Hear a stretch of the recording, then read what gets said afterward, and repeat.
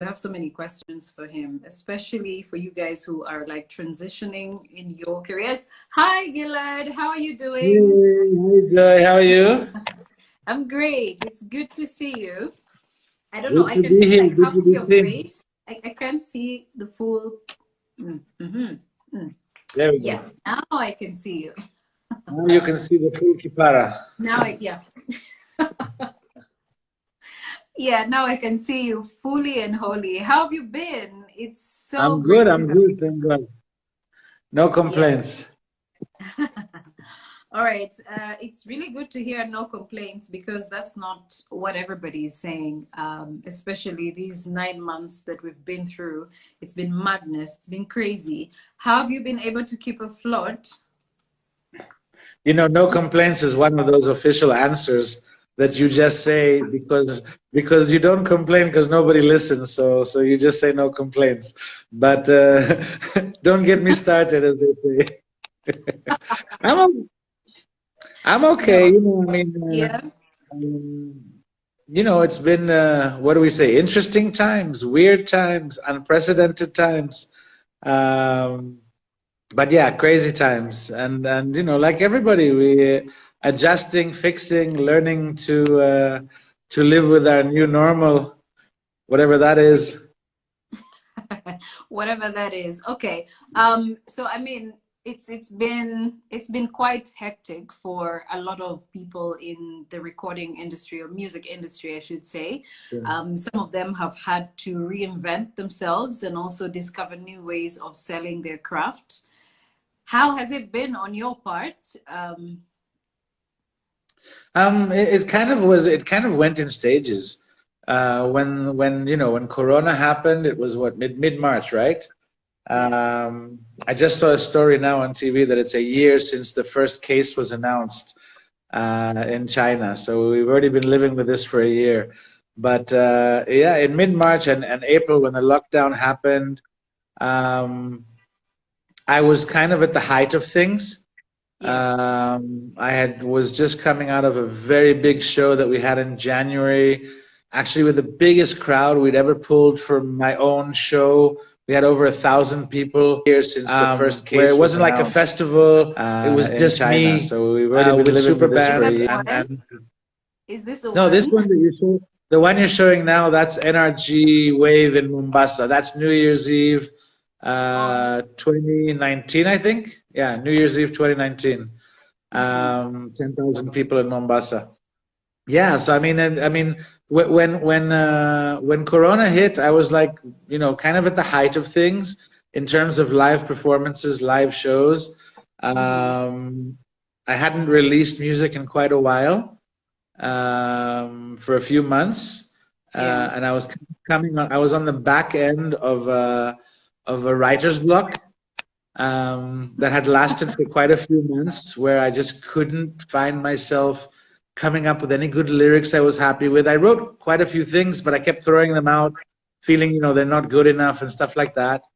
And so when Corona hit and I found myself, you know, 7 p.m. locked in the house, I grabbed the guitar and started writing music. I was on the and wrote like 4 songs, and then at the beginning, when you know we still didn't know what was happening, I went in studio and started recording with MG back. MG is the same producer who produced Unajua, Sema Milele, Rangia Bahari, Nakuahidi, all of like my first, you know, the beginning songs. Yeah, so I just found myself suddenly, you know, with a lot of spare time on my hands, writing and recording. That's how Corona hit me at the beginning. And then in May, I released the first of those songs, Mawingu, and started this kind of interviews, even on TV, on radio. Everything was being done from home. So I did a whole media tour for a song, basically from home. Managed to make the music. I managed to make the music It must have been video. like a world tour. It was a world tour. Yeah, Right? I mean, you know, I did an interview with Amina on NTV on the Trend, and I did quite a few TV interviews. I did another interview on K24. I did a whole bunch of stuff, from home like this on Skype, and got used to, finding different backdrops and sets in the house to do cool interviews. Yeah. There really is kind of reinventing yourself, because where you're used to having a whole bunch of people around you, when you're doing a TV interview, there's the interviewers, the producers, and makeup, and the photographers, and suddenly you're kind of at home alone, telling everybody to kind of shush so you can do an interview. Yeah. Yeah, new normal, as they say. New And normal. yeah, so that was me. That was May. I released Mawingu, and yeah, I mean, just kind of kept going from there. At home, I participated and recorded a concert from home for the We Are One concert, which was NRG. Did that. I did a whole concert with the band on YouTube, which aired live on YouTube, which everybody was, all the artists started doing around the world. Everybody started doing that thing. And when I saw it on Global Citizen, I said, okay, I want to do one of my own, and then we did a very special version of all the songs with the band. Also, very weird reality after not having seen the band for like 6 months, and we were like family. I mean, we were traveling the country together. We were together all the time, and suddenly we disconnected. Except for like a little WhatsApp group, which we kept, we stayed in touch on. That's Yeah. really so it's like transformed the entire music industry, because I think now a lot of people in your craft have now figured new ways to put their work out. And I think now more than ever, these platforms, social media platforms or digital platforms, have opened up the eyes of musicians on where else they could actually get the money from. Because before, I guess many artists relied more on the physical concerts to make money, but now they've figured, okay, I need to have all my music maybe on Boomplay or Spotify or YouTube or wherever, and now they're starting to understand that there's a whole wide world out there. And I guess it's also a time for many of you as well to also figure what music appeals to the international audience. I would like to hear your views on that particularly as well. Yeah, I mean, first of all, my music, I mean, I was always on the digital platforms, Spotify and Apple Music, and of course Boomplay, which I have a great relationship with. I think they do great work for artists here in Kenya and Africa. So I mean, I've always been digital. What changed is the live performance part of things, because I mean, I'm like the live music beast. I live on stage. It's where I'm at my most comfortable. It's where I most enjoy doing music. It's where I started. I was on stage performing with bands for 20 years before I ever went into studio to record a song, just doing covers and stuff like that. So I enjoy the crowd. I enjoy the live music. And maybe that's the part that's missing most for me, because I love performing in small clubs where you're kind of up close and personal with the audience. And today you can't really be up close and personal with anybody anymore, I mean, so it's like a whole new thing. I'm less a fan of the big festival stages, even though I do them, but they're the ones that keep you're always distant from the crowd. I like a good club where everybody's kind of, reachable. And you can see the reaction. You can see the reaction on people's faces when they hear the lyrics they like, or where you hit that right note. It's very personal. So give me a good club with 150 people packed inside. I'm at my best. It's where my favorite area, my zone, and that was taken away. That's the biggest casualty, so to speak, of this whole time.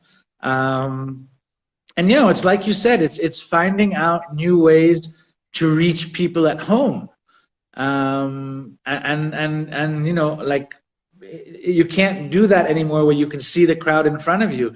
You're used to ending a song and hearing applause and feedback from the audience, and when you do the home versions of the live songs, you're like, you finish the song and crickets. It's like, move on to the next song.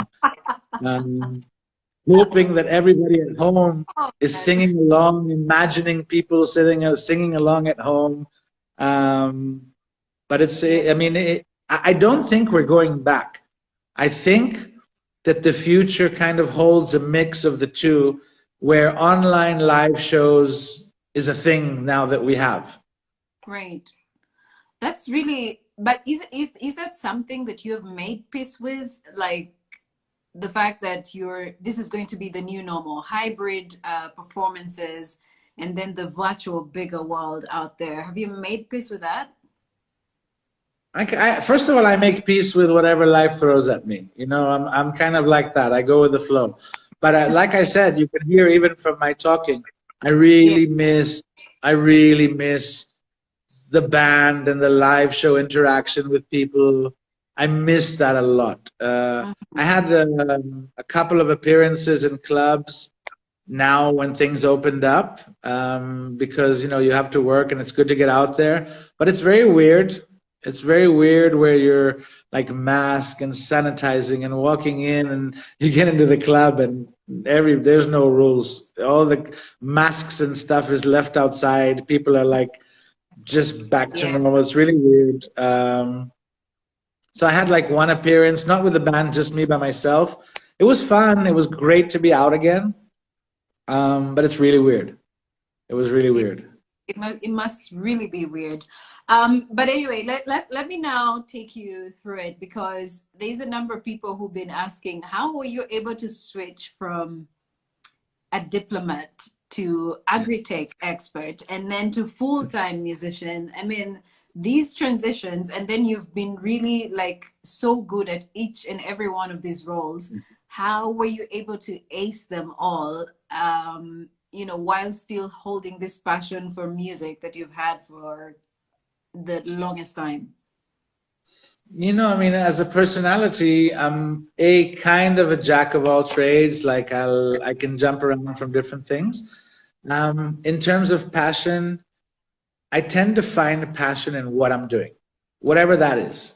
Uh, Whether it was, I mean, I've always loved all my jobs. I worked as a bellboy when I was in university, and I really enjoyed it. I knew all the rooms in the hotel, and I had like 500 rooms. I knew all the shortest routes, and I enjoyed the job. I enjoyed the company of my friends in the department. Later, I worked in a CD store in Jerusalem in a shopping mall, and I would open the shop at 7 o'clock in the morning and wash the floor and blast music. The whole shopping mall knew which day was mine because I was playing Nirvana really loud.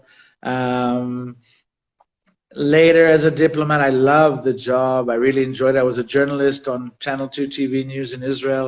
So I mean, you Yeah. jump around, and I think life tends to offer you the next thing if you're alert and listening. It could be a meeting with someone where an opportunity comes up and you take it.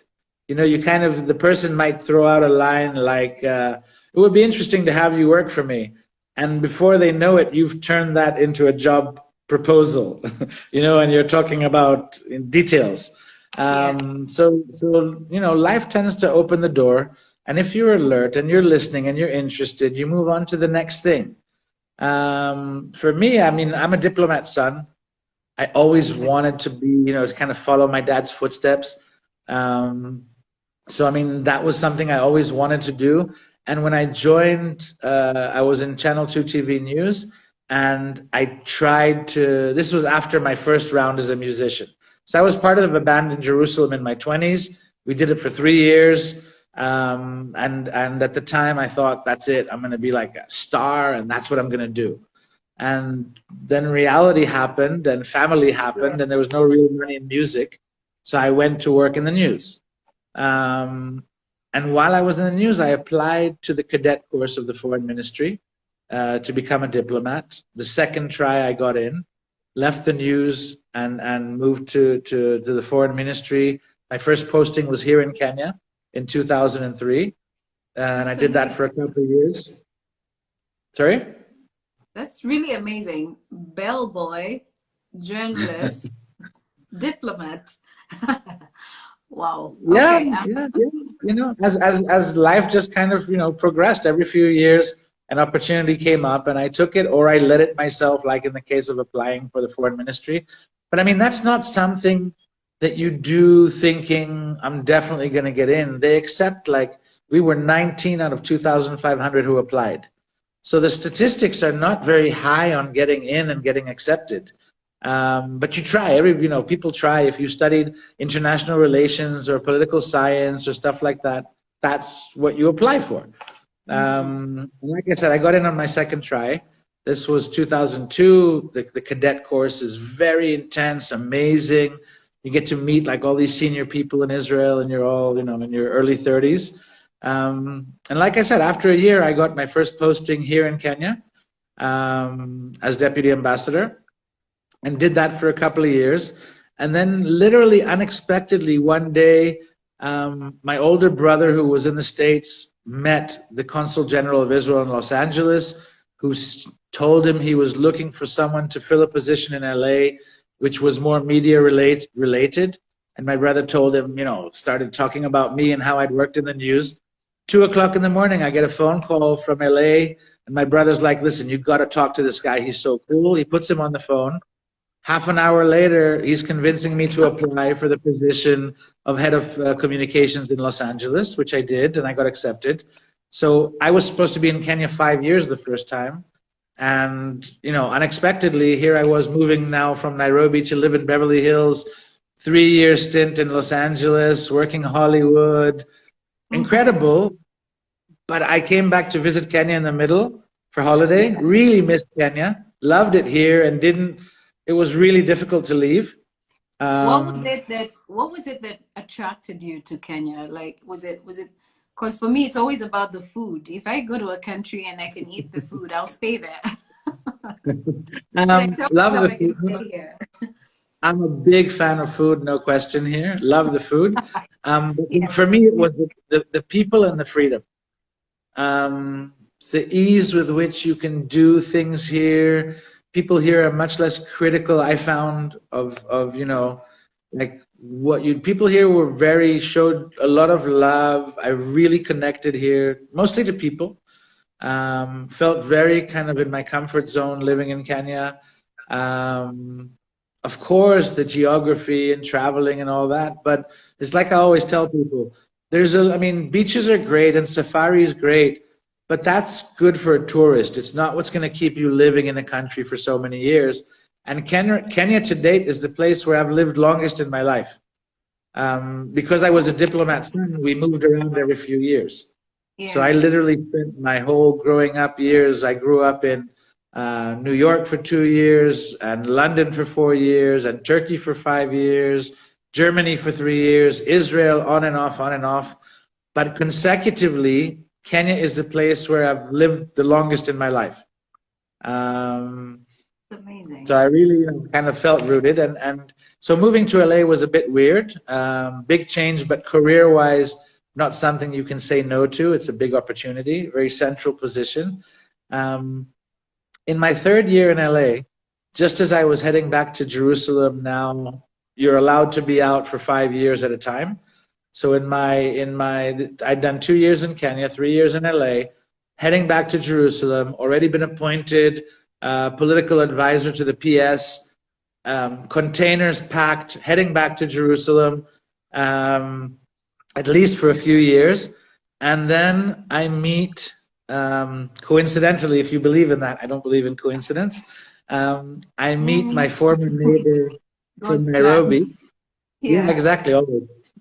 And I meet my former neighbor from Nairobi, who was the MD of Amiran Kenya, the agriculture company. And, a discussion opens up, and I start kind of sharing my views on food security, small-scale farmers, an entire vision of what they could do as a company, as opposed to the flower sector, which they were completely focused on. And remember, I didn't see them from their perspective. I saw them from the embassy in Nairobi. So I saw it from a very kind of donor kind of point of view, and what can you do for poverty alleviation, things like that. And I had a lot of creative ideas. Next thing you know, he offers me a job. he asked me to write him a kind of vision of what I'd been talking about, which I did. And they flew me to London, where the owners of the company are based, because it's a British-based company.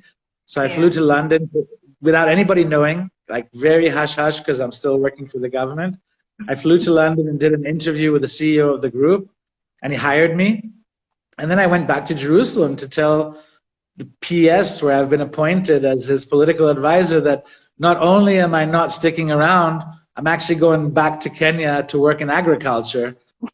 And people think that you've completely lost your mind, you know? Yeah. Because, I mean, nobody leaves the foreign service. It's for life. It's one of those jobs. That's exactly what I was going to ask. Like, who leaves such a lucrative job to go do agri-tech? Who does that? It's not lucrative financially, okay? It's not like it's not a well-paying job. They pay for stuff, but the salary is not high. No, when I joined the foreign ministry, the first thing my father told me was, "You're not going to be rich." People don't get rich working as a diplomat. It's like mid-level income, but it's a very interesting life. But it's also you get tenure. You really can stay forever. You can, unless you kill someone or commit a crime, you're there for life. So people were pretty shocked. People were pretty shocked at my decision. But my wife and I kind of really discussed it, and we decided that this is a move that we want to make. We really liked living in Kenya, and we thought it'd be good for us. Plus, it was a move to private sector, so financially, it was a real jump up in terms of the scale and salary and stuff like that. But more than anything else, it was like going back to Kenya. That was the thing. So I came back to Amiran and jumped right in, like dove right in, fell in love with the job, came up with this whole, if you lived in Kenya, that's when we interviewed, when you were on KTN, it was around 2010 or 11.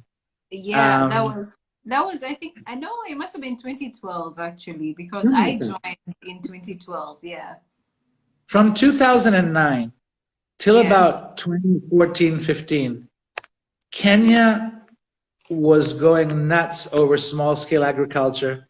It was a hot, popular, cool topic, where the small greenhouses that Amiran was selling at the time, with the drip irrigation and the whole farming is cool campaign. If you can remember Giuliani, the rapper. So here's the thing. I chose Giuliani to be Amiran's brand ambassador. I was head of PR and development for Amiran. I heard Giuliani speak. He inspired me. And I said, this guy is just perfect for the message we're trying to send to the youth. And we had a whole thing going with the youth. We had created a loan. We created a loan with a youth fund, the Agri Vijana loan, if you remember. And we had like 10,000 groups across the country. We were in partnership with Abbas Gillette and the Red Cross, putting these greenhouses in 1,000 schools across the country. We had partnered with Kiss FM and Caroline Mutoko at the time. And it was like the hot, cool, sexy thing to do.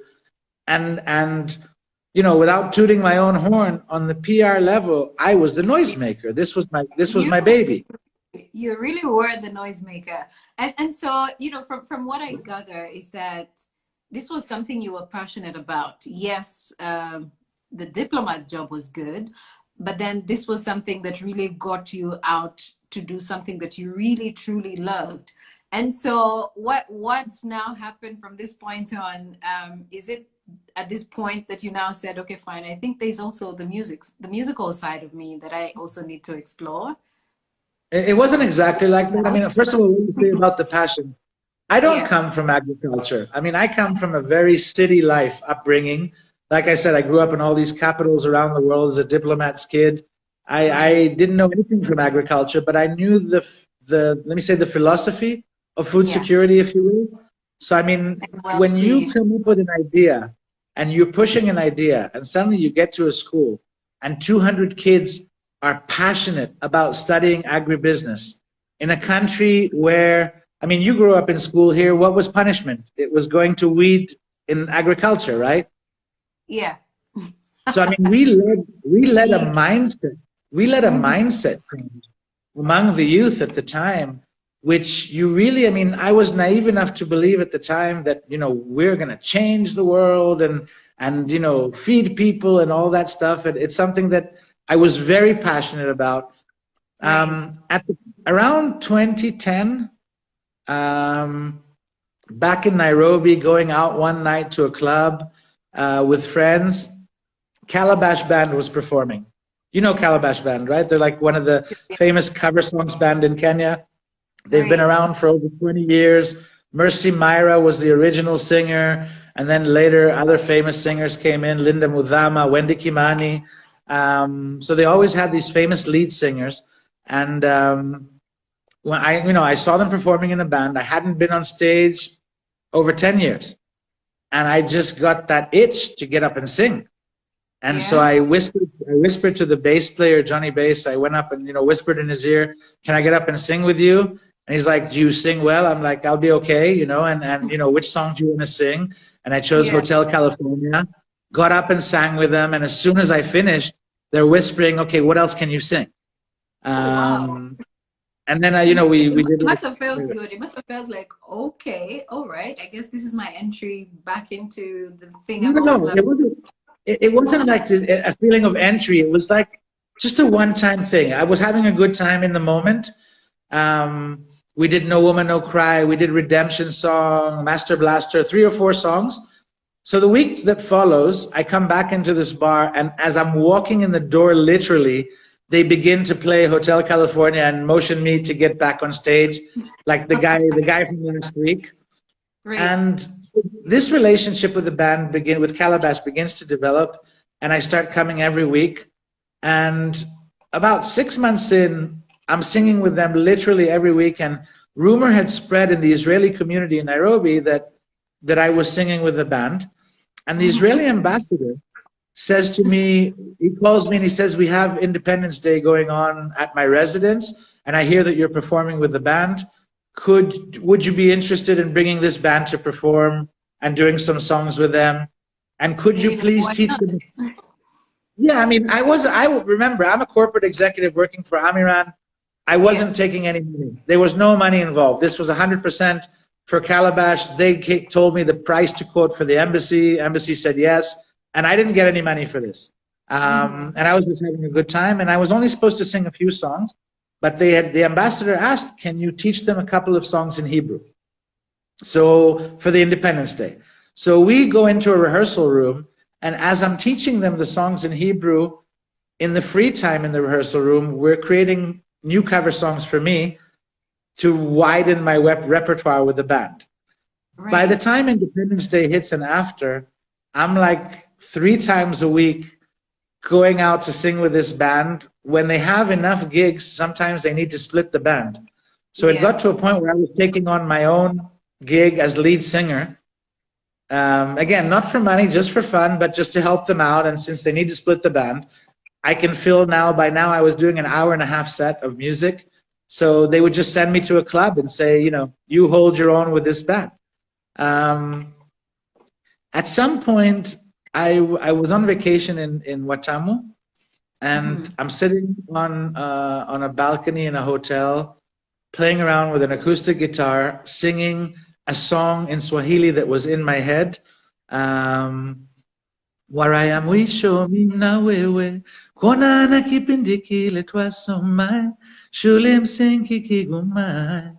Yahe, najua ulinipenda.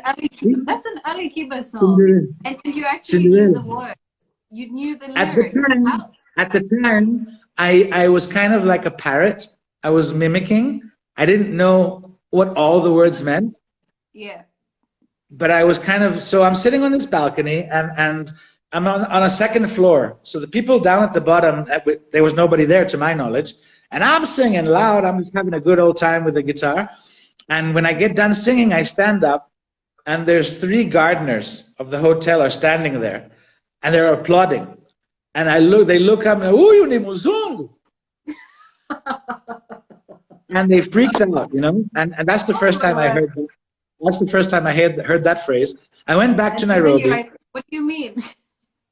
No, I understood. I spoke, you know, bits and pieces of Swahili by then. I've never officially learned Swahili only for a few months with a teacher. Other than that, it's all street Swahili, listening to people, hearing radio, reading newspapers. It's kind of self-taught, which is why I kind of speak good but broken Swahili. Not like I didn't study all the ngelis like you did in school, and stuff like that. It's more kind of self-taught by ear. So I get back to Nairobi and I get on stage that night, and I kind of remembered in the middle of when I'm on stage that I could sing this song. So I go turn to the Tumer, the drummer. I'm like, bro, do you know Cinderella by Ali Kiba? He's like, sure, play it. And I sang it, the whole song. And the response from the crowd, I used to get good feedback from the crowd for singing, but I've never seen nothing like this. They freaked out. So that became a thing. Now this is it. So that song was added to my repertoire regularly every week, and then I added Kidum's Haturudi Nyuma, and I added a song with Kidum, by the way, because I think that's like a whole duet in waiting. It's true, because the funny thing is, when I released Unajua and it went out on the radio, it released first to radio without any music video or anything like that. And people didn't know who I was. And a lot of people thought I was Kidum because we both have that raspy kind of voice, and they didn't know who to connect. It was a love song. So at the beginning, a lot of people mistook the song Unajua and thought it was Kidum, funnily enough, which is a big compliment for me. I met him later and I told him that story. He laughed. And I know, that is, by the way, a collaboration in the waiting. It's something, somebody commented on my Instagram recently, you should do a song with Kidum. And I was like, maybe it's about time. Absolutely. Even I was saying, if there's an artist in the waiting for you to do a duet with, it's got to be Kidum, because this is really blend out so well. And so after this point, you're like, I think now I need to take this thing serious. I need to. I'm not planned like you. I'm not planned like you think I am. It's not like that. I kind of stumbled into this. Remember, I have a full. I was at the time 44. I'm 49 now. I had a full-time job, 2 kids. My oldest son. My son was then in sophomore year. Teenage children. I had done my music career. This was fun only. I had no aspirations to go back to music, never thought that it would happen. So I just kept building my Swahili repertoire. I added my own version of Giuliani's Utawala, Nikonjata siezi karanga. So I added that to my own, live repertoire. And at some point, I think in 2012, Wendy Kimani joined the band. And we developed this insane chemistry live, singing English songs like Mustang Sally, No, No, No. But we like our voices. Wendy has a huge voice and very raspy when she gets in the upper register. Incidentally, a drop. Wendy is releasing a song on 30th of November after a few years of no new music. So those of you who are watching, at Wendy Kim's, she has a competition going on now. Yeah. So we're looking forward to that. So yeah, and then at some point, the song you're playing now, I sat down with an acoustic and started writing my own lyrics. It was completely for fun, which is why there was no rush. I wrote Unajua, only my part. I wrote it over 6 months. And since I played a lot of acoustic guitar at the time, I would just play it for people. People who came home, people who were, as part of my jam session with the guitar, I would sing, this new song that I was working on, and everybody said, you should record, and just feedback from people. In July 2014, my wife and kids were in Israel. I was here alone, and just a free weekend, and I had met MG the weekend before with the band, and somebody introduced me, and I just took his number. So he's the only producer I know. And I called him and I said, listen, I've been working on something. Let me, sing it for you and you tell me if it's good enough. And I went to his studio. It was in Roysambu, where we later made the music video. And I walk in and I played for him on the acoustic, and he said, listen, man, this song is a hit. It's amazing. People will love it.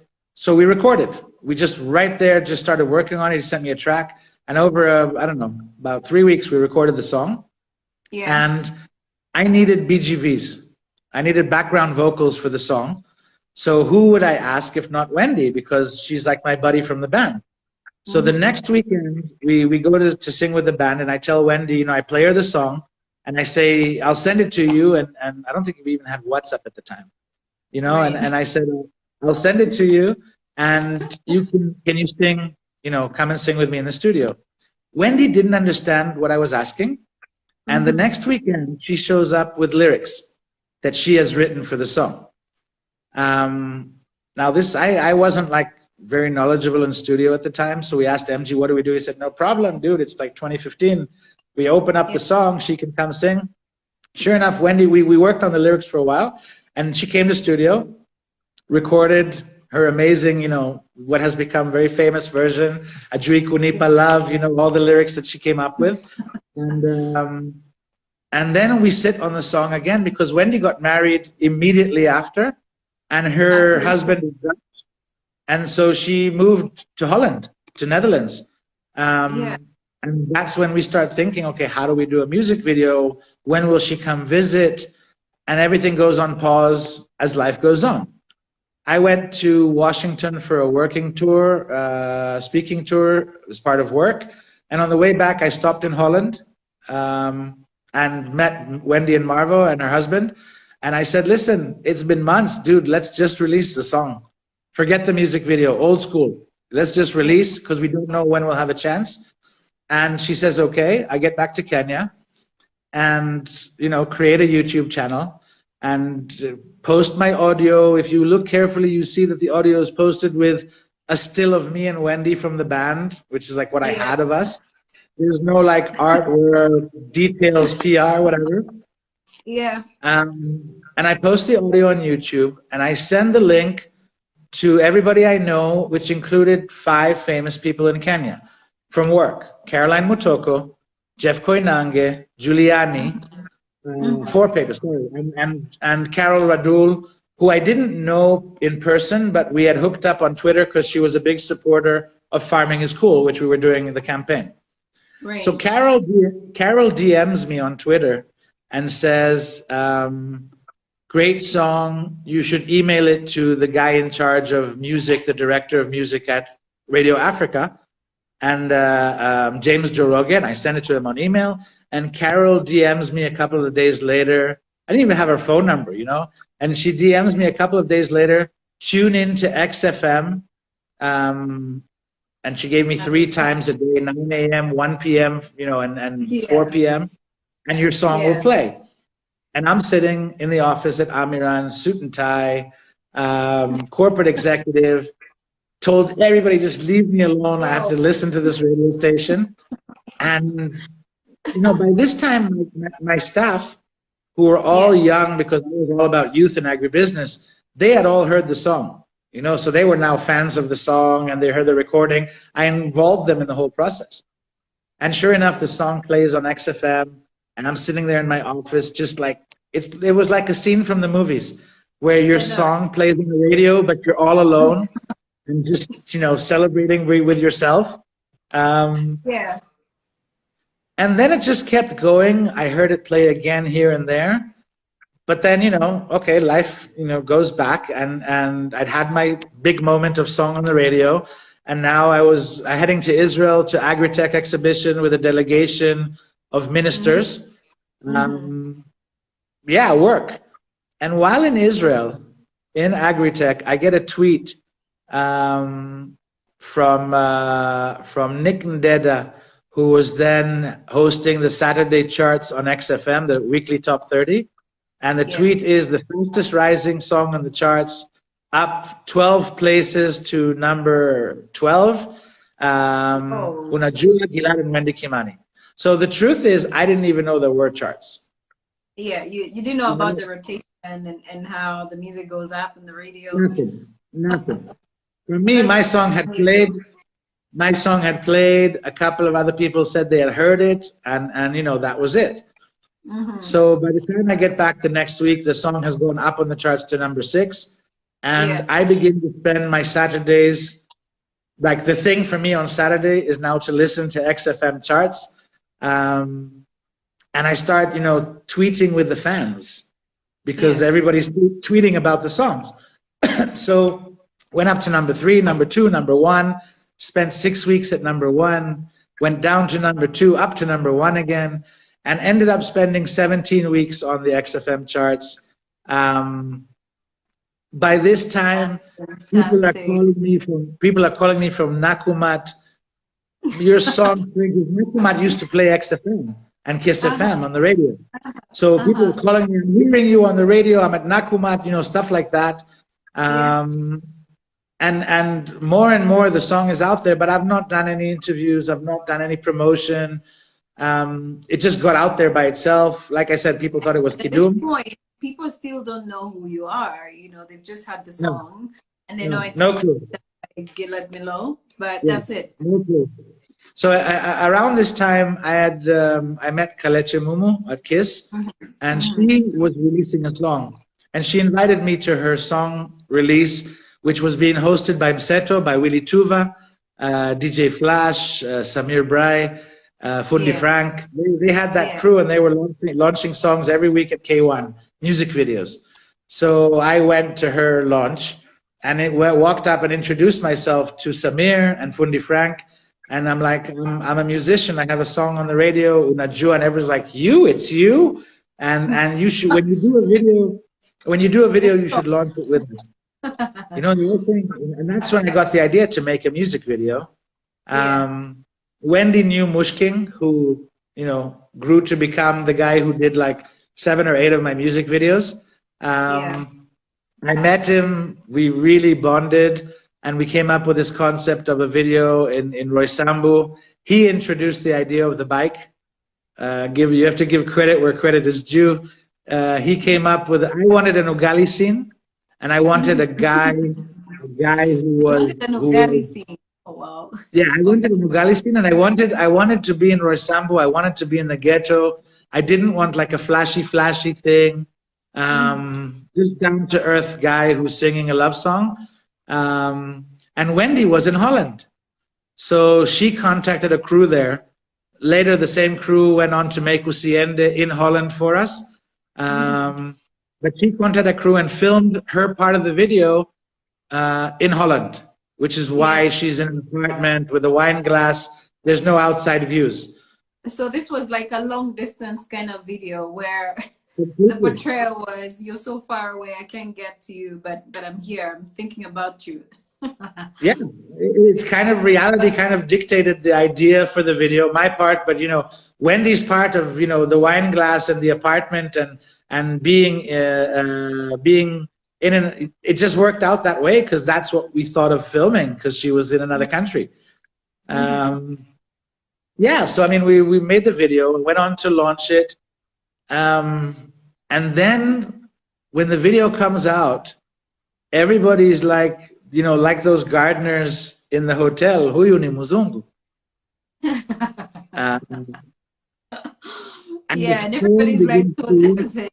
This is him. Yeah. And literally I get invited to every talk show in the country.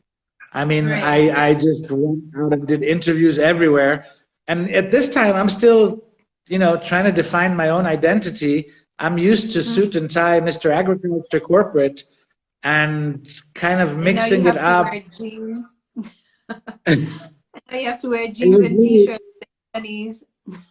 and try to fit into this image, which I dropped like 20 years ago, Yeah, I mean, so that went on, the whole Unajua craze went on for quite a while. And then about a couple of months into it, or by that time I had already written Sema Milele and recorded it, which I wrote for my wife on our wedding anniversary. And then I released Sema Milele, and it got the same response as Unajua. People went nuts. And suddenly people were getting married to the new wedding song in Kenya. And everybody was tagging me on these posts. And I started getting invited to sing at weddings. And at this time, I'm still working. I have a job, so I just do it for fun. and you know, and I kept writing, but at this time it's starting to sink in. This thing could become real. You know, maybe here's a second shot at a music life. Yeah. By now we're in like, you know, late 2015, and I'm getting New Year's invitations to perform everywhere. Everywhere. It was like so many offers. And I wrote and recorded Rangia Bahari and Salama. And then, like, you know, the next like establishing moment was I heard Della sing Adele's cover to Hello. Right. Hello, me, me, Yes. me. You know, she had her own version, which she produced with Polycarp with Fancy Fingers. Oh yeah, that was an amazing rendition. Yeah. And I started stalking Della. Like I would look for where she was performing, and I went to she was performing at Quambox was hosting this I can't remember what it's called, but she had like this night going on in clubs, and I went and introduced myself to Della, and I told her I had a song. I'd written my half or my beginning part of Nakuahidi, and she agreed. She agreed to come onto the song. We went into the studio and recorded. And when we released Nakuahidi, it was suddenly, you know, it was a while. There was a few months, a couple of months with not releasing, and boom, you know, here was another song launched on radio with Adele Onyango, and it was just an immediate hit all over again.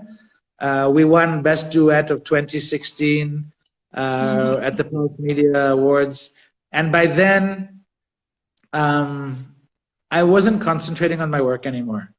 I was getting criticized at home. You got to take work more seriously. But I mean, it's like you've just started living your life. Did people ever say, I think it must be a midlife crisis? Everybody, that was like the most common phrase, you know, but it wasn't. It wasn't. It was like, you know, it's like, here's a fairy tale coming true a second time, and it's real.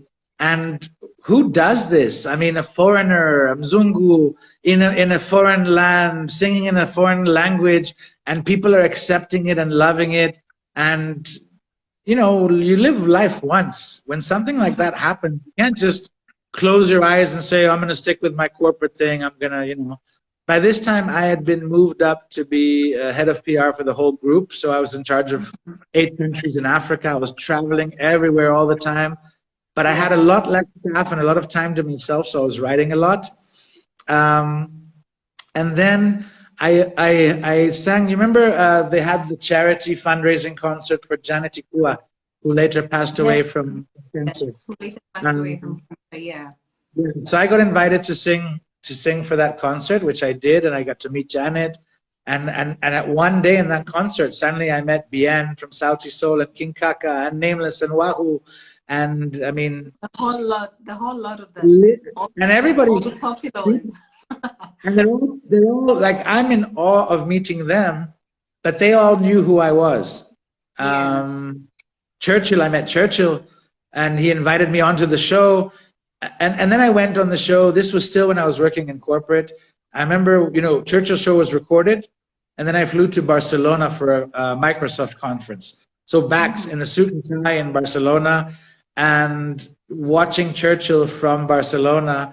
And when we had recorded the week before, he told me, he said, your life's going to change after this, after tonight. Yeah. And I didn't understand what he meant, but Churchill's show is the biggest platform in Kenya. It is.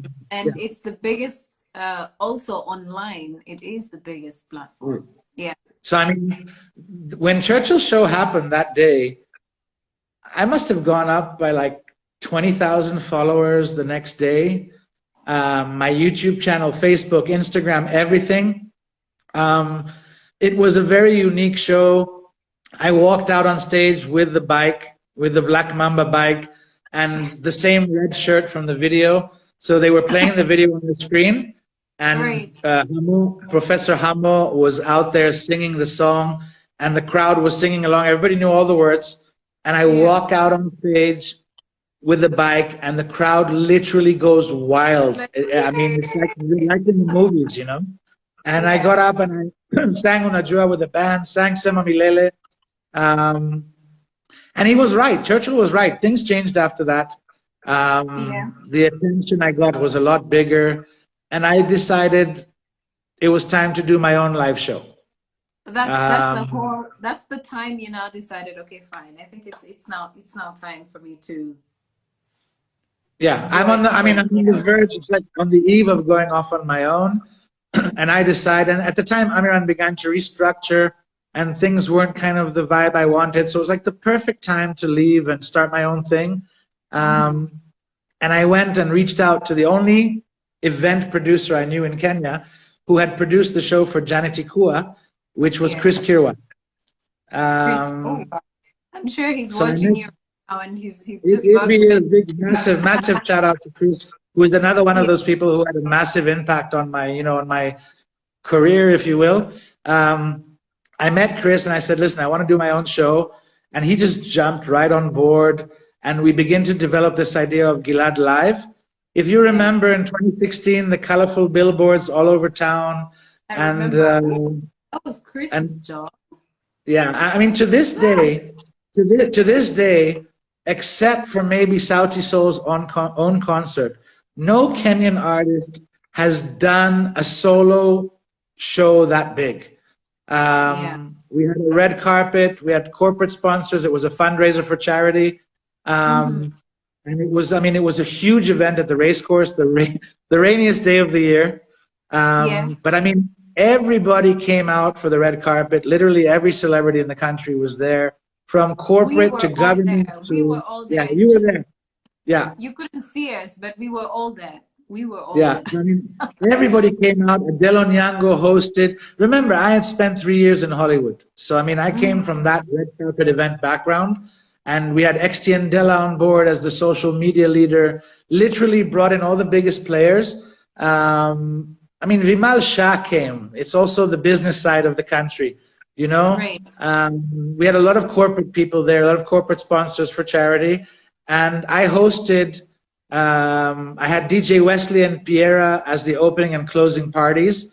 And on stage, I hosted Heart the Band, Giuliani, Veggie Man, Sauti Soul, Eric Wainaina. And because I didn't have Della and Wendy, and I mean, the whole thing began because we knew a date that Wendy was coming to Kenya. That's what got the ball rolling for a show. Because Wendy was coming to Kenya, I reached out to Chris and said, Wendy's coming on these dates, I can do a show. And it just kind of like a snowball, it took off and grew bigger and bigger and bigger. And it ended up being this just huge, massive concert. If anybody wants to see footage of the concert, you can go to my YouTube channel and see the music video for Karibu Nyumbani. We used the footage for the concert to make a music video. Oh, okay. So tell me something. In between there, you said something about, you know, there were so many corporates and all that. And I want to bring in the musical aspects of it, because sometimes what many artists today maybe might not understand is who the high spender is in this case. And how do they now have to navigate to be able to tap into the corporate audience? Because it's not like the corporate audience doesn't like to attend concerts. They do. It's just that they like to attend concerts that are close-knit, where they're going to be able to enjoy their space without having to be shouted at or, you know, toppled over. What would you say to that? Or how would you correlate the two of them? You know, in the last 4 years since then, concerts in Kenya before Corona came up a great deal and developed a lot. And I'm happy to say, I think Gilad Live and Chris Kirwa and the whole partnership there really contributed to kind of upgrading maybe the way things were done.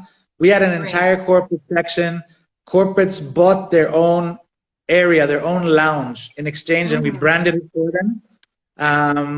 And we had Crown Paints, and we had HP, and we had Amiran Communications, which is where I was coming from. We had quite a few corporates there who were in charge, you know, had their own areas. Ellie Fred from E&M Communications was the one who was running the corporate sponsorship. So we had like a real team, serious team going. And, you know, you have to give a value proposition. You have to, today people know how to do this. At the time, it was a newer thing. But I mean, we just made proposals to corporate with just clearly saying, listen, we've got 18 billboards. We've got X amount of full page ads. We've got the star of the show who's running around doing a ton of interviews, and he'll make sure to mention you. And we've got the show itself, where with a big red carpet, with cameras committed to coming. It was the first of 3 shows that I produced, starring me, so to speak, over the course of a year and a half. 4 shows actually. So there was Gilad Live was the opening. Then the next one was at the Alchemist. At the time, Alchemist was coming up, and it was like the biggest thing. So I produced a show there, which was very big. Before all the artists began to perform at Alchemist, this was one of the first. And then I did Westgate Live with Nyashinsky, who had just come back from the States, and Nameless, and me. I remember the Westgate Live, actually, because I think KTN was my biggest. KTN was our media sponsor. Yeah, I remember. They had their own, we had 2 red carpets, one for everybody and one for KTN. And they had their own red carpet camera there. And they were doing their own interviews from everybody who came in. And at the time, like, all the celebrities were supportive. So people just came to all the shows. We were all going to each other's shows. If you look on YouTube, there's a very nice Heart the Band show that took place at Alchemist. And all of us jumped on stage with them, Nyashinsky, BN, Big Pin, myself, and we all got on stage and sang with them. And that was kind of the vibe at the time. Everybody was going to each other's shows. It was this very cool, supportive kind of vibe of togetherness. So tell me something, Gillette. You know, you have since introduced, or over the years, you've introduced yourself and really stamped your name in the Kenyan music industry. Not just Kenya, but across the African continent. And there's so many young people today who are transitioning from one career to the other, to the other, to the other. And they do not know when exactly, you know, they're going to find their purpose.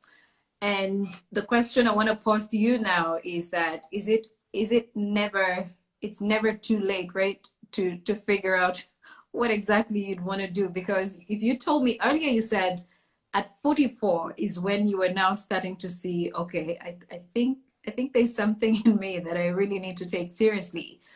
And these young people who are also just, you know, hopping from one career to the next, to the next, to the next, are also in this phase of maybe I'll soon get to where I'm supposed to be. What would you say to them in this moment? You know, life is a journey. Enjoy the journey. Enjoy what you're doing. There's no final destination. This is what I'm going to be when I grow up. I just did a talk on Engage. This is what I talked about, that there's no, like, we weren't born to do one thing. I really believe that. You know, I've moved around from all these careers, but I mean, the music is what you're seeing in the forefront in the process of those careers. I read books, I do agriculture, I raise kids, I have a wife, I have a life, I have family.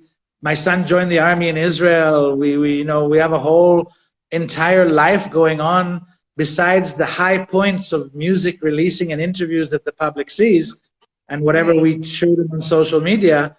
The day-to-day is, you know, the 23.5 hours that I don't post on social media, which is just regular life, putting on your shoes one at a time and enjoying, finding passion in whatever you're doing without, you know, for me, there was never this is what I have to be. There was always the next thing. And the door opened, and opportunity came, and I jumped in with 2 feet. And kind of, maybe that's what makes me a bit unique, is that I take risks. I'm not afraid to take risks. I don't look back. I don't look back and say, oh, I wish I would have done that. I mean, whatever I'm doing now. Was there a moment where maybe you were afraid of just being a jack of all trades and a master of none? But I'm always doing the one thing. It's not like I'm not, and whatever I did at the time, like when I was a journalist, they considered me a meteor, the up and rising star of Channel 2 at the time, and people were predicting big things. When I was a diplomat, I was doing very unique stuff in Kenya and Los Angeles, and people were predicting big things. As a musician, I've done pretty well. I can't complain. So I mean, it's master of none, but if you put your heart and soul into what you're doing, you'll be good at what you're doing at the time. I love that. So it's just about the passion and loving what you do at the time, committing I'm 100%. I am 100% a creature of passion. It's whether I'm singing, whether I'm speaking, whether I'm writing, whether I'm you know, I mean, I do a lot with youth groups, and I do a lot with youth empowerment. So, you know, to be more energetic than a room full of 20-year-olds is something that you need to really believe in what you're saying to get them to be convinced. And I'm just like that. It's just that. It's just live in the moment, live now, do the best you can, put your heart and soul, do things from the right motivation, do things from love, not from fear. Yeah. It's for me, it's not about check me out, look at me, look at my fancy car, look at my fancy this. It's not about showing off. It's about doing your thing, enjoying to do your thing, doing it from your heart.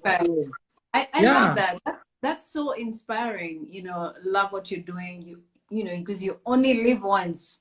If YOLO is the word to say. But what would you say now to, because now we've talked about the young people, what would you say to those in their 40s who are still in the phase of recovery? And we really don't want to put an age to these things, but there are people who kind of feel, you know, like, okay, you know what, I'm too old for this stuff. I'm not going to do it. I'm not going to do it. Age is in your head. Age is in your head. Really, it is. I mean, you know, okay, as you get older, you see some white hairs and maybe lose, you know, maybe lose some. And there are obviously the physical part of getting older. You're not, you know, I still work out in the gym every day, and I still, you know, I still keep busy and fit and stuff like that. And you know, but I mean, at the end of the day, when I hang out with the band, with Superband, and the average age of Superband is 28, 29, maybe 30. Right. I don't feel older than them. I do in life experience. In that sense, I do. But I'm not like feeling, oh, I have to behave differently. I'm older, I can or I can't do this. I'm usually the clown in the room. You know, it's not like you have to behave a certain way. Age is in your head. And so, I mean, for the 40s, I say, hey, young people, life is long, enjoy it. We don't know how long we're here for. We don't know how long we have. Enjoy your life. Do what makes you happy. Happiness keeps you young. Try not to take life too seriously. I mean, people have meltdowns over my screen cracked on my phone.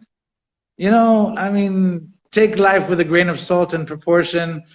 Tomorrow's always another. I know I sound like I'm speaking in cliches, but cliches are cliches because they are true. And they are true, actually. That's for sure. Yeah, that's why they've become cliches. So I mean, and the fact of the matter is, you know, doing what you love keeps you young. And I've always found a passion in what I was doing. I didn't look to follow a certain passion. Whatever I was doing at the time, I found my passion for it, and I enjoyed doing it. And I remember in LA working when I moved to Los Angeles from Kenya. I had a great office overlooking Los Angeles. I used to love showing up in the morning to that empty, quiet office and being the first one to start working before people came into the office because it was my quiet time. You find passion in what you're doing. I remember at Amiran, you know, going out to the field and finding these greenhouses in the schools was amazing, and working with Giuliani was incredible.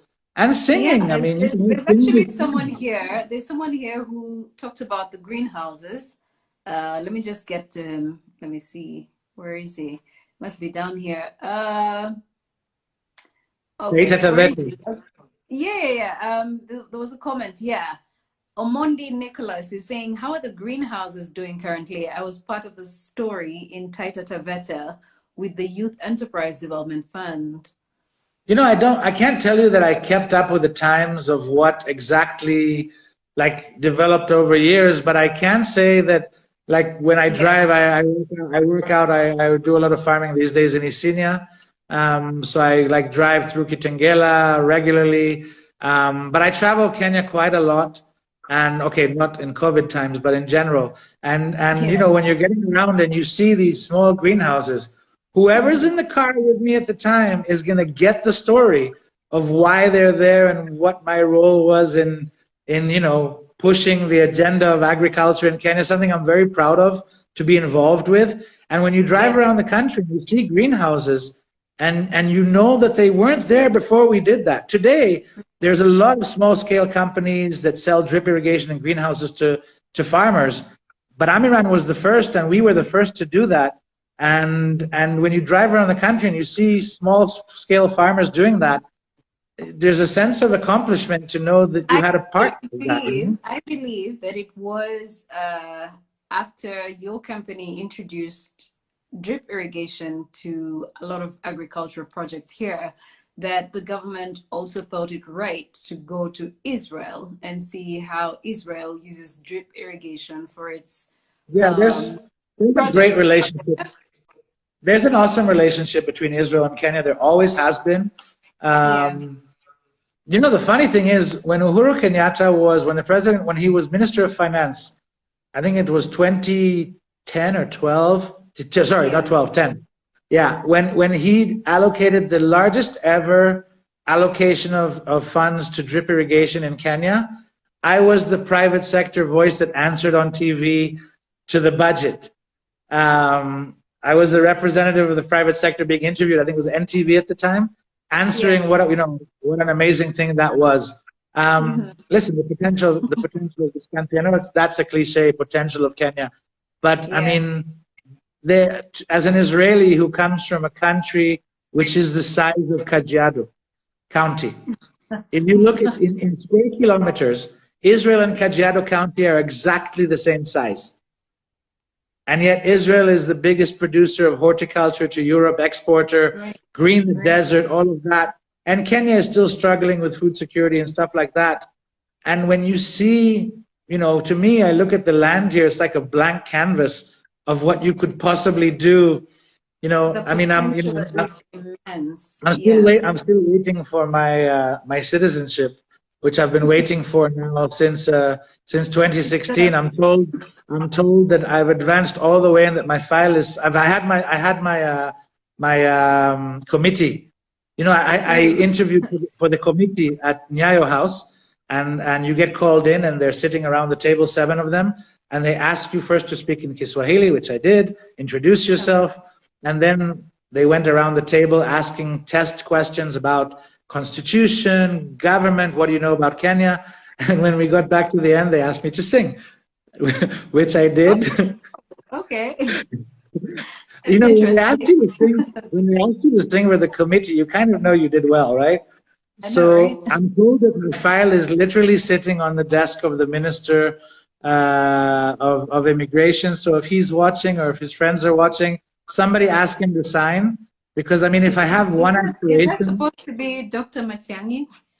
Yeah, I don't know. He's the top of the ladder, but I mean, the director of immigration signs. But I think I've never had political aspirations, but I think if I ever had another evolution of career, I wouldn't mind being involved on a national scale of doing stuff to empower small-scale farmers again, youth, agribusiness. I really believe in it. I think Kenya, if this was done correctly in Kenya, I think we would go past food security to really impacting a good economy, making money.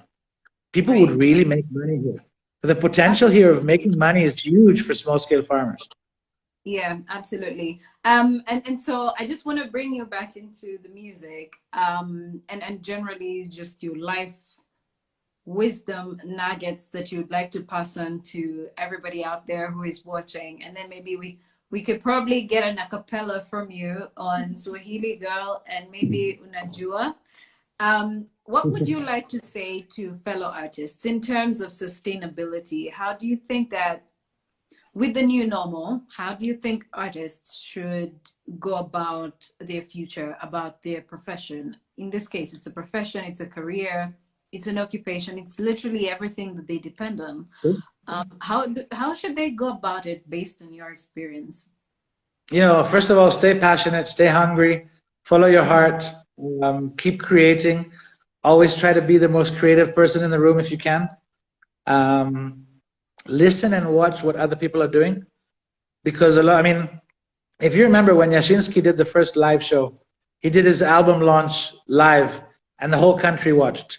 And it was incredible. I mean, it was an amazing show, and it inspired I mean, I'm sure every artist, when that show ended, sat back and said, how do I do my own? How do I keep up with that? And I know for a fact behind the scenes with Sado that they put in a lot of work, you know, to prepare that show. So, you know, there's no substitute for hard work.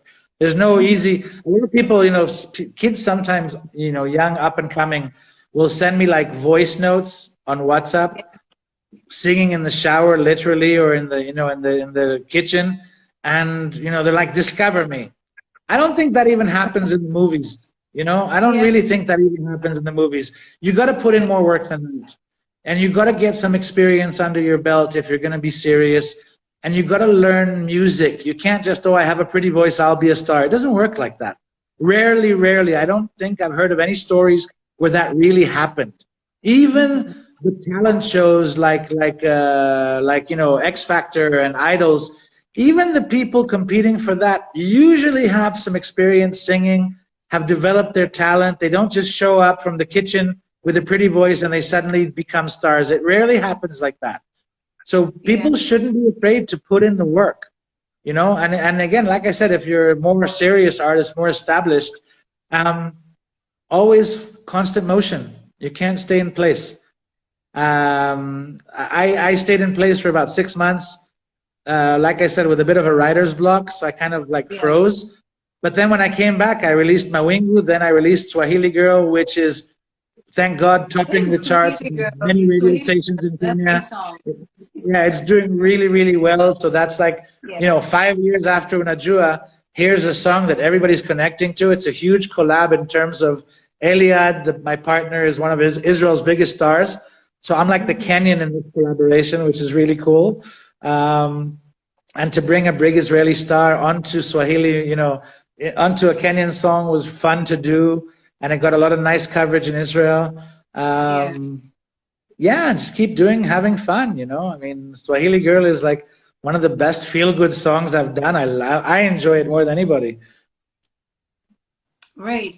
And so when it comes to because, you know, your music appeals to us as Africans, but how has Israel received your music? Did it top the charts as well, like it did here? Does it top the charts out there? Because I know for sure there's a friend of mine from Israel called Gillette, and she got married, I think it was like in 2015. No, not 2015. Must have been 2017. And at her wedding, your song was played at her wedding, and she got married in Israel. And I was like, okay, this is fantastic. There are, I mean, I've gotten a lot of coverage. They did a big feature on TV about the diplomat turned musician in Kenya. And then when we won Afrima in 2017 with Angel Uriel, that was just massive. That it was front page of all the newspapers and all the morning shows the day after. Because an Israeli who won 2 awards in Afrima, that's never been done. And of course, it got the country's attention. So people know that there's a guy who was a diplomat and is now a musician in Kenya. But they don't know the music, because the music doesn't play so much on the radio. Israelis listen to Hebrew music, to Israeli music. So, I mean, the charts are made up of Israeli songs. So, I mean, to get songs in Kiswahili, which I don't understand, onto the charts, I never really had any aspirations. I really didn't target Israel as an audience. My focus is here. You know, I live here, I make music here. And when Kiss FM, you know, when I'm number 3 on the charts on Kiss FM, I'm happy, you know, that's where I'm going to be. When I get, you know, I see the music videos playing on TV here, that's my target audience. I never really aimed, this is my, you know, this is where I'm happy where I am. I'm happy in my place.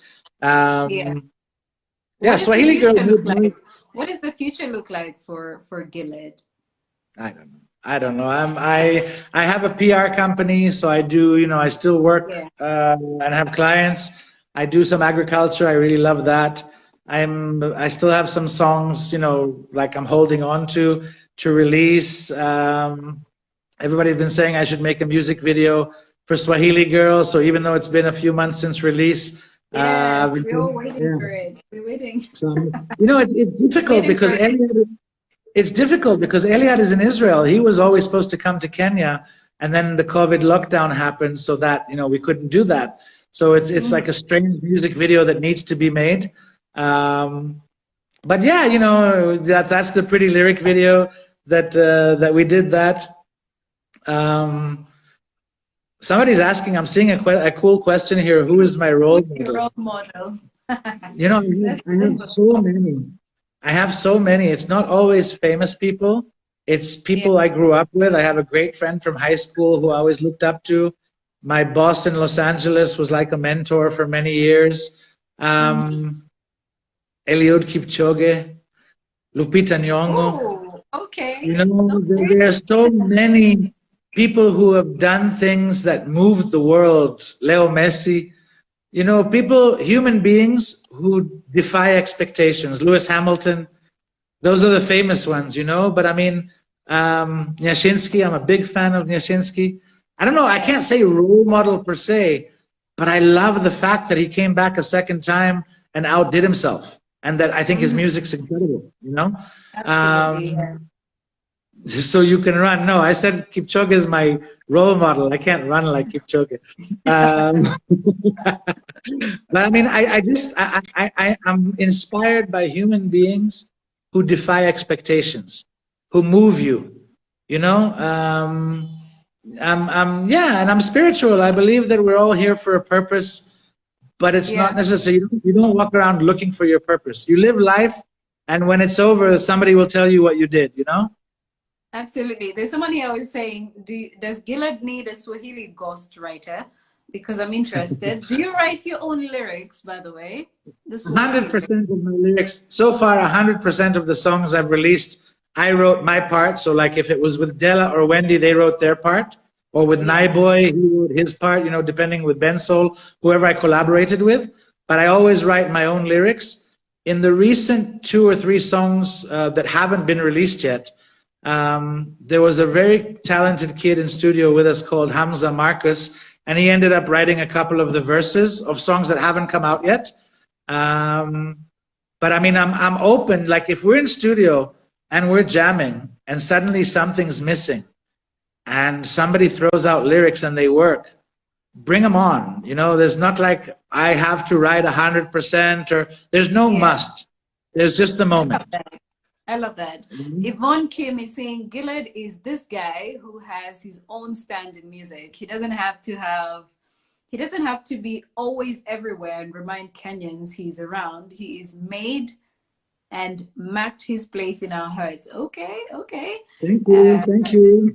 And Vic Kim is saying, my guy dedicated to me, Sema Milele, I can't easily forget.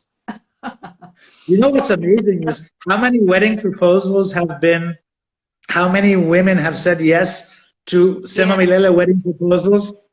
I actually participated in a few of those where the guy brought me in to sing. I'm sure you've also received a message from my husband asking you to perform at one of my birthdays. I'm sure he has sent you a message. So it's not happened to all the time. Yeah. I get a lot of those. I send out a lot of recorded videos, that you do the selfie video, for proposals, for congratulations, for birthdays, for stuff like that. But I mean, I flew to Mombasa. There was a guy a couple of years ago who flew me to Mombasa to walk in to his wife's place of work, his fiance, and get on one knee and propose as I stood there with the acoustic guitar and sang along so that she would say yes. And I was like, bro, whatever we don't stop until she said yes. And she said yes, right there. Wow.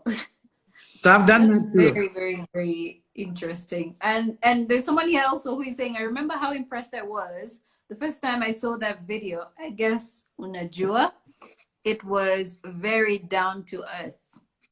It was very relatable, I suppose. And it's like the person said earlier. I'm me. I don't try to be anybody else. I don't try to dress like anybody else or be like anybody else. And if you look at the music videos, they always tell a story. That, you know, I mean, some people have, I mean, some of the most successful artists in this country who have a very unique style. I mean, take Calligraph. Calligraph is incredible. He's broken all the ceilings that we have in Kenya. And if you look at his music videos, he's like got the flashy car and the chains and because that's his statement and that's the way it works. It doesn't work for me. It doesn't work for me. If I tried to do it, I'd kind of look like I'm trying to be somebody else. You're trying to be someone. Yeah, exactly. Yeah, exactly. I do me. You know, I do me. In Rangia Bahari. I play the fisherman on a boat, and I love doing that. You know, in Unajua, walking the bike, and you know, like I really enjoy that vibe of, you know, just coming up with a creative idea and making a music video like that. Right. Okay. So we are kind of out of time, but I want us to wind up with an a cappella from you. I don't know which one it's going to be. Is it going to be Swahili Girl? Is it going to be Unajua? Let's see if we can mix a bit. So we'll start with this. Sema mpenzi, how you been? Unaendeleaje? Amani aje? Yeah. Sema mpenzi, how you been? Umepotelea wapi? Umefanya nini? Na nani? Unajua, ati baby stood outside. Mpenzi, won't you come inside? You don't have to hide your love. Unajua, ati baby, I'm your guy. Mpenzi, put your pride aside. You don't have to hide your love. Umeshindaje, baby, now that you're with him and you're not here? Nakuhitaji, I'm used to it, you know, nimekumiss, nitakupenda milele. Even though I'm not around you, there'd always be room for you right here, kwa roho yangu. Oh, yo, yo, Swahili girl. Oh, yo, yo, Swahili girl. When you speak to me, Swahili girl, I can hear the birds singing to me, yeah. Let me hear you say, yeah. Baby, speak to me, Swahili girl. Relax and hear my guitar playing, yeah. Let me hear you say, yeah, yeah. Before I leave, you say, Nitakumiss and you kiss me. I want to tell it to the whole wide world. Before we sleep, you say, Niote, baby, dream of me, and I will dream of you. 'Cause I remember, you were dancing in the rain. I remember, you're the one who healed my pain. Since my African November, this is all I can remember. Now that everything has changed, but my memory. There's someone here called Cleopatra who is saying, Joy, melt on our behalf. Absolutely, I've melted. Somebody was even saying, Joy, you're blushing, eh?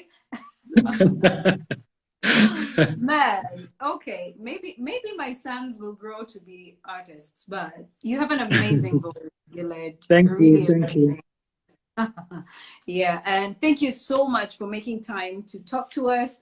Thank you for inspiring us as well, not just on a musical level, but all round. Clearly, we can all make it. We can all, at whatever point in our lives, you know, age is just a number. We can all get there. We only live once, so we just have to live. Thanks for having me, and I really had fun talking. And yeah, you keep doing what you're doing and giving everybody the platform. Thank you so much. It's been an honor having you. Wish you all the best, and thanks so much for the nuggets shared as well. Asante sana to everybody who tuned in. Mungu awabariki. Asante. All right, guys, I'm sure you have enjoyed this conversation just as much as I have. And it's been an amazing conversation I've heard. And to all of you guys, I guess for me, what I'm going to take home today is just what he said, what Gilad said somewhere towards the end, where he talked about there's no substitute for hard work. You just have no way out. You just have to put in the work, guys. Put in the work. in whatever it is that you're doing, musically or otherwise. And I'm seeing Bimbo's Flow, you're saying, thanks, Gillette, all the best in what you do. God bless you. Absolutely. Guys, thanks for following the conversation, being patient as well. In case you missed the better part of the conversation, I'm going to drop this on my IGTV so you can pick it up from there and follow the conversation as well. So thank you guys for watching. Until tomorrow. Mwah.